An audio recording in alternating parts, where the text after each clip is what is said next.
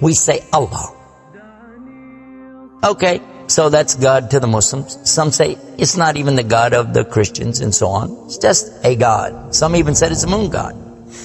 But let us now look at the linguistic of the word Allah.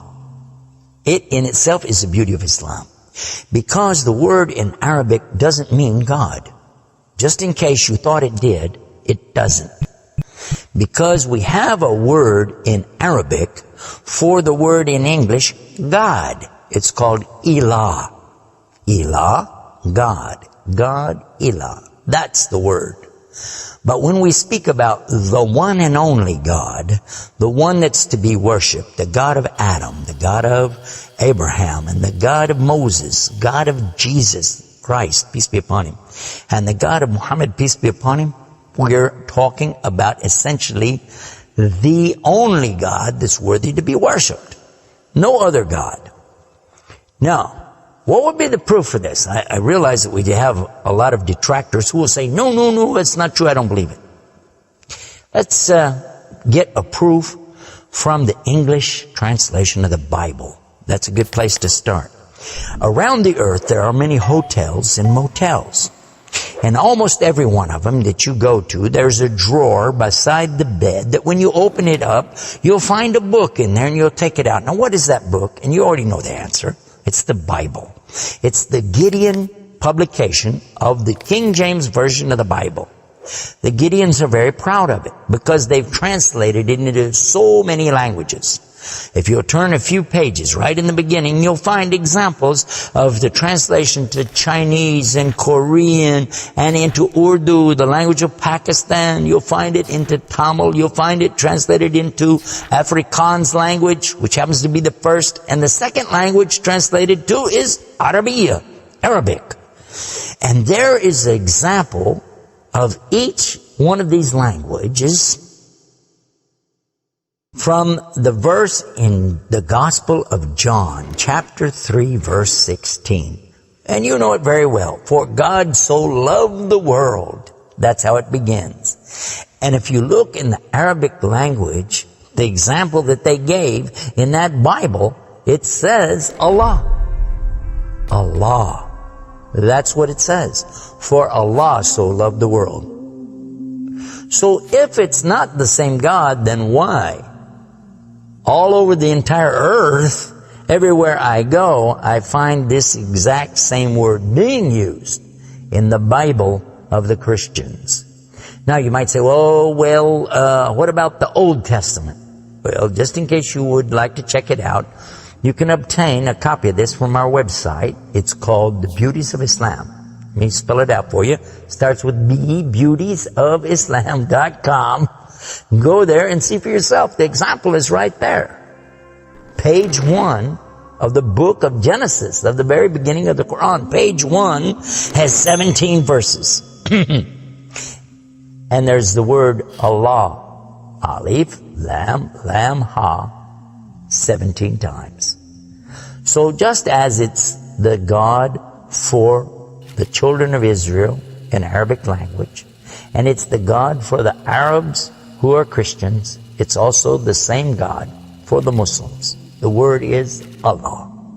Why Allah? Why is it important to have this particular word, and why don't we have it in English? Now, I want to come to the etymology of the word. It comes from the word Ilah, and Ilah means God. But God is defined as what? Anything that's worshipped, whether it be something you can see or you don't see. Something you can touch or not touch, something that you can hear or not hear. A God could be anything. A God could be a rock, a stick, a stone, a bone. A God could be something that you can make with your hands. A God can be something you could use your imagination for. It could be a human being. A God could be anything. G-O-D, God could be anything. But there is no word in English for Allah. So when you translate the word Allah to be God, you've actually diminished the meaning of Allah.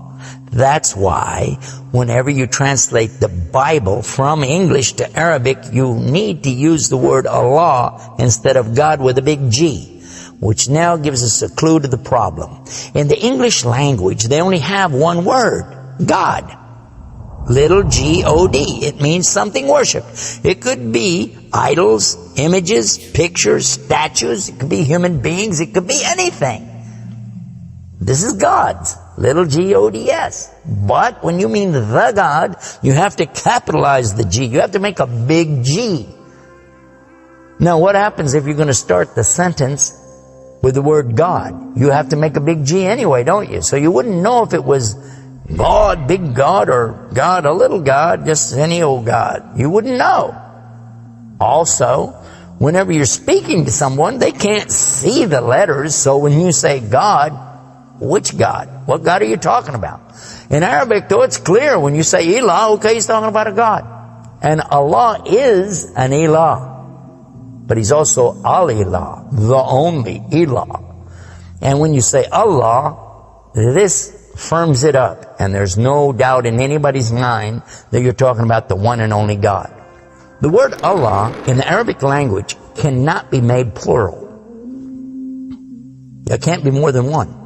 Okay, that perfectly fits the unique God of the believers, because there's not more than one. He's only one.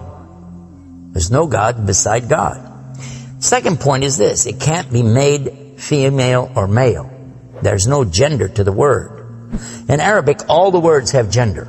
All words have gender. But this particular word is only having gender because of the Arabic language, not because Allah has gender.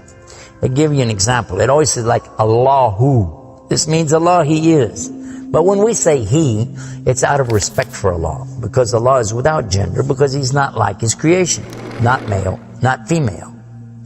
Additionally, we find that the examples in Quran, for instance, when Allah is talking about Himself, you'll find it says Nahnu.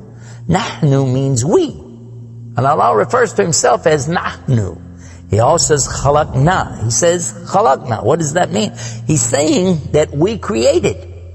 And throughout the Quran you find Allah referring to Himself as we, our, and us. And right away you're going to say, okay, if that's not plural, then what is?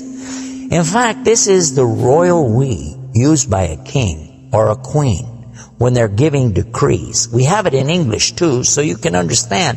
The king says, we decree the following, and he's talking about himself. It's the royal we. Now, I thought about this quite a bit, and I was trying to think, how could I give a better example? After all, most of us, myself included, never met a king, never met a queen, and so I'm not really familiar with that usage. Although it's there, I'm not sure what you're talking about. So then in studying the English language, we find that it's true that we do that when we speak to someone directly. Watch this. When I say, for instance, this cup. Okay. I would say, this is a cup. This is a cup of tea. I would say, this book is. I would say, those artifacts are. Those are. This is. These are. So I'm saying is and are. Did you catch this now? These things are. This is. Now when I speak to a human being, how do I do this? Well, I will say, you guys. All of you are. All of you are. A-R-E. But when I speak to somebody directly, do I say you is or you are? I will say you are. Why? Simply because this is the respect, honor, and dignity that I'm giving. There's no plural there. When I say to you, you are my friend. You are a lovely person. But why am I saying are? Why aren't I saying is? You is my friend. You is a lovely person. You'll say, man, this guy doesn't know English language. And in fact, that's how we can understand this usage of we and our when Allah is talking about Himself. This is the same as when I say I. I don't say I is, I say I am. And again, it's to show the, not plural, but rather the specific nobility, dignity, and honor that you give to the one who's speaking about himself and to the one he's speaking to. And in the same way, that's exactly what Allah is doing when He says Nahnu and Khalaqna and other examples throughout the Quran. So now what we've learned is that Allah's name itself is the perfect name for Allah. It is something that is so fantastic to describe who He is and who He isn't. The one and only God. There is none other like Him, nothing like unto Him, Allah, and at the same time, the dignity, the royalty, the honor that's due Him is contained in His name. Not like anything else, not male, not female, and yet He is the all Allah, the only God.